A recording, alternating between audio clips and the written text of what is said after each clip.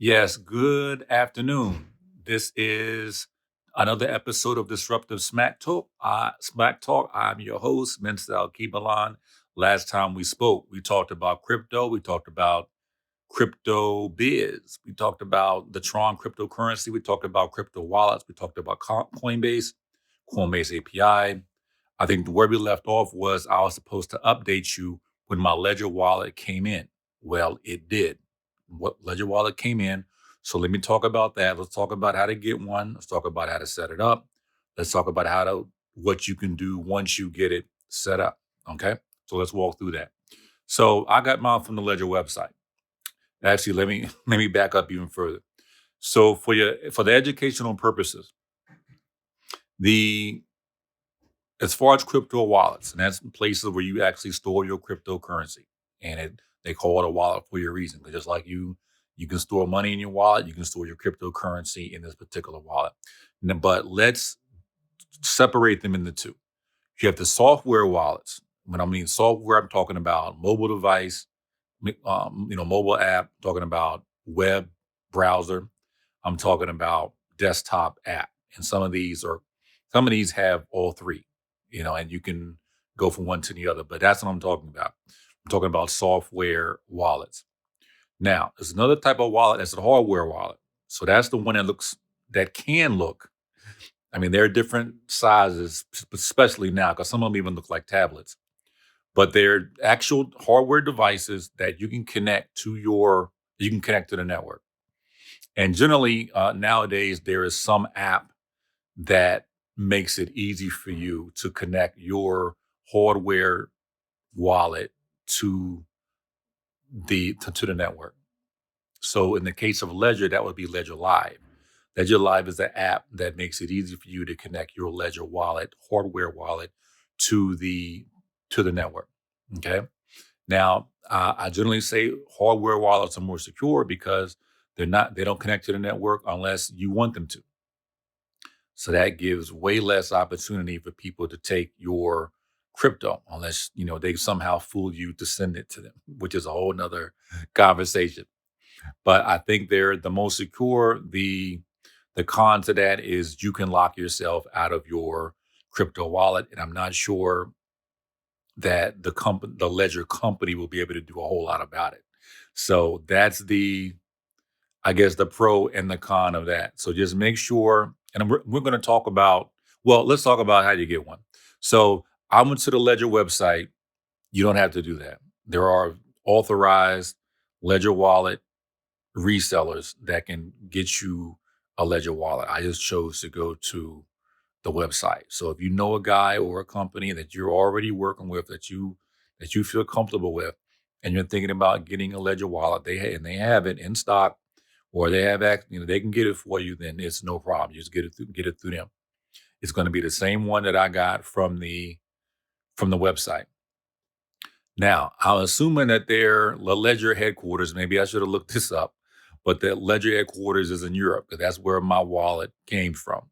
It came via the courier DHL, which DHL is a lot like FedEx or UPS, kind of the same thing, right? They're couriers.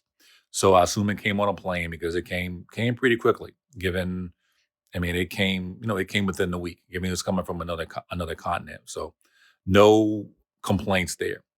Now, it does ship with a cord. So before you go out and get one, or someone tries to sell you one, make sure that the cord that's sent with the wallet doesn't meet your needs, or doesn't completely, because you may just need an adapter.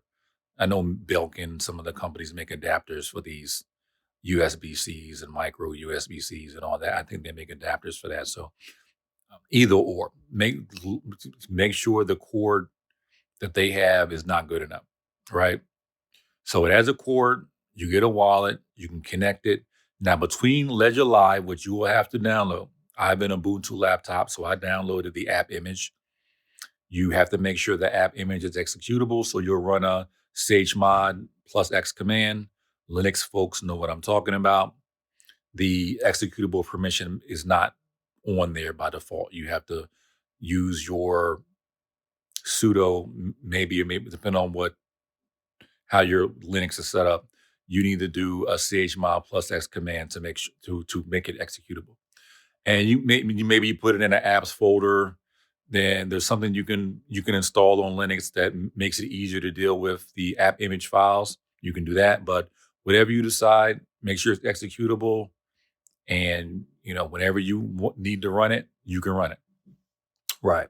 So I ran mine, and you can connect your device via your wallet via the cord, and Ledger Live should be able to discover it. Now, once it discovers it, then that's when the fun starts, because then it asks you what kind of device you have. In my case, it was a Nano S, I believe, whatever the small one was. So I do have that, and it kind of, between the two of them, it walks you through how to get it set up. So the big part of the setup is your 8-digit PIN code, which is how you log in, and your 24-word recovery phrase in the event that somehow you've lost your PIN code. So those are the two mechanisms you have to get into your wallet.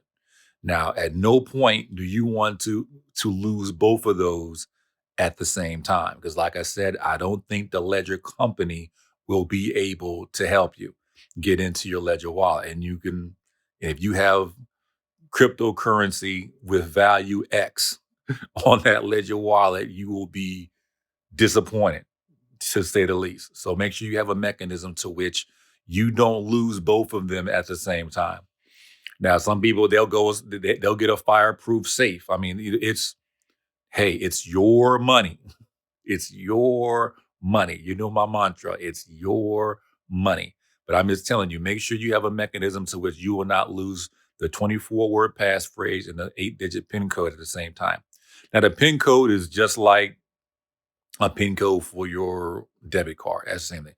Now, the 24-word passphrase, that's 24 words that TRON generates for you.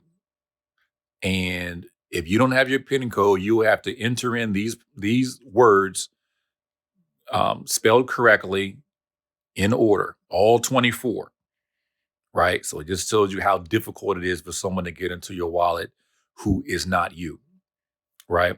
So all 24 of these words, and then they'll be able to get you'll be able to get another PIN code, and kind of essentially kind of start over in terms of getting the PIN code, and getting it like it was. I mean, obviously your crypto will still be on it and everything, but you'll be able to reset the PIN code. I guess that's what I'm looking for. So you'll be able to do that. So like I said, make sure you don't lose both at the same time. Next, once you can get logged in, and it does take a minute to get used to the wallet, because your fingers got to be nimble enough to manipulate, go left, go right, do select. Sometimes you got to double click on the button. So just make sure your fingers are nimble enough to do that. But that's it's not rocket science. So get comfortable with that, and then you're able to log in, and then you're going to have an idea of what apps you're going to want on the wallet. And Ledger Live will definitely help you with installing the apps. That's one of the good things about it. Definitely helps you manage that wallet. So one of the apps I installed was the TRON app, because eventually I know I'm going to be putting some TRON on the wallet at some point. So for each currency you want on that wallet, you're going to need a corresponding app, because that's how you send and receive, via that app. And there's other things that you can do, like TRON has a TRON scan site where you can connect your wallet to the TRON scan site, and you can get a sense of your TRON wallet, and it'll tell you the address and things. So if you want to connect it to something like a coin tracker, which coin tracker basically tracks the performance of your crypto, how much you have, makes you feel like you have a traditional investment account, some of the things you would look for on a traditional investment account. So they do have a free version, but just like most apps out there, it's tiered. So they got maybe a $15 a month version, and it kind of goes up from there, depending on how your reporting needs, depending on your reporting needs. And there's other great features there that, again, if you want to spend extra money, you can do that. But I just wanted to make sure you knew there are apps out there like Coin Tracker that can help you keep track of all the crypto because it can become a headache because you're getting coins from all these different exchanges and et cetera, et cetera. It's good to have a way to keep track of that. So that's that. So you got the apps, whether it's a Tron app or whatever currency you're trying to keep on that wallet. You got an app for that. So that pretty much is everything I wanted to say about the wallet. Like I said, how to get it, how to set it up, and what you can do once you have it set up. And I think you'll find the wallets are pretty useful. You'll be able to sleep very good at night, knowing people won't be able to just hack into your uh, Coinbase account and get your money. you know.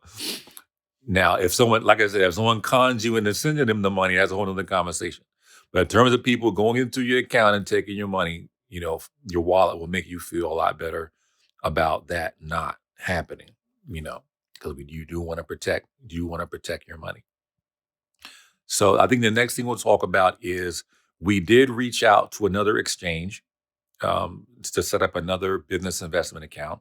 That company was Kraken. They had the best process out of the exchanges that had Tron, and that's no shade on anybody else. That's what worked for us. It was a tedious process. It was a little annoying because you got to send in your photos. Your photos got to meet certain requirements. You got to prove your address and all that. Try to keep fraud out of the system, which is good. It's just you just don't want to be bothered with it. You don't want them to be doing it to you.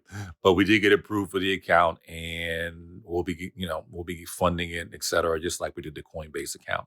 But we may say a few things about that. And at this point, I think we have, for the most part, we got our bases covered.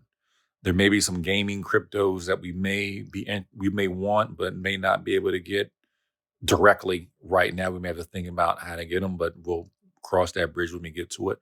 But for the most part, I'm pretty satisfied where we are with our crypto setup. So when we mention a little bit about the Kraken account, maybe compare it to the Coinbase account. People also like to compare one or the other, and maybe we can go from there. But for now, I think I'm gonna let y'all enjoy the rest of your Thanksgiving weekend. If you do have off PTO, etc. And hopefully, there's other holidays coming up, so hopefully these are smooth, and the planning of them is smooth. You get your reservations right and everything. Hopefully, all that's cool, and just be safe out there. Hopefully, things work out well for you with your crypto and in life in general. So yeah, we'll talk. We'll talk a little later. And again, thank you for tuning in to Disruptive Smack Talk with your host, Mr. Alkebu-Lan. I'm signing off. I will talk to you later. Peace.